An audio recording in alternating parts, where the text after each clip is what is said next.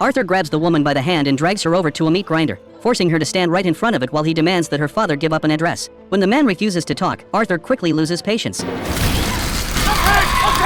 300 told me left! Once he gets what he wants, Arthur finally shuts the machine off. To everyone's shock, the girl's hand is completely unharmed. The thing he tossed into the grinder was just a slab of meat. He never intended to actually hurt her. The address he extracted, 300 Colby Plaza, turns out to belong to his boss. This isn't about intimidation, it's about revenge. Here's how it all started. Arthur is the top hitman in the business. One day, he's assigned a job. His boss tells him that his trusted partner, Harry, has betrayed them, and Arthur needs to take him out. Bound by his code, Arthur follows orders and kills Harry. But later, he discovers the truth: the real traitor was his boss all along. Harry had uncovered the betrayal, so the boss used Arthur as a pawn to eliminate him. Realizing he'd been manipulated, Arthur is furious. That's why he tracked down his boss's address in the first place. Not long after, the boss gets a phone call from Arthur. Instantly on edge, he panics, assuming Arthur has already infiltrated the building. Like a frightened animal, he orders his bodyguards to escort him out immediately. What he doesn't know is that Arthur isn't inside at all. He's waiting outside. Arthur has already set up a camera at the parking garage entrance and is sitting in his car, watching and waiting for the perfect moment. As the boss's convoy pulls out, Arthur rams one of the cars, flipping it over.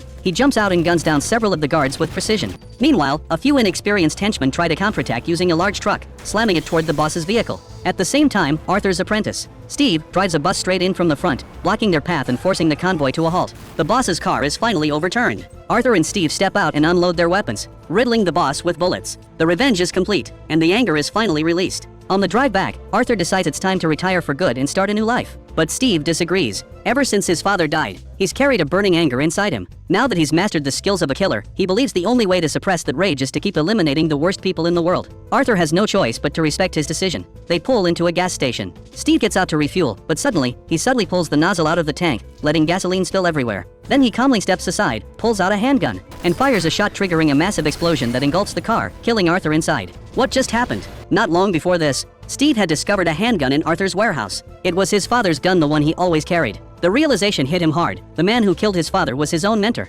Grief quickly turned into rage, and Steve decided to take revenge. Sometime later, Steve returns to Arthur's garage and takes his car, ready to move on to the next chapter of his life. But then he notices a note on the passenger seat. It reads, "Dear Steve, if you're reading this, you're already dead." A split second later, the car explodes, killing Steve instantly. Yes, the story twists again. That day at the gas station, Arthur had already sensed something was off. Just before the explosion, he quietly slipped into another vehicle, narrowly escaping death. That level of awareness and decisiveness is something only a top-tier assassin possesses. And the truth is, Arthur had already given Steve a chance in that car. But Steve chose to remain a killer, unable to let go of the hatred inside him. And because of that, Arthur wasn't about to leave loose ends, even if it meant killing the son of his closest friend. That kind of cold, ruthless resolve is what defines a true professional killer.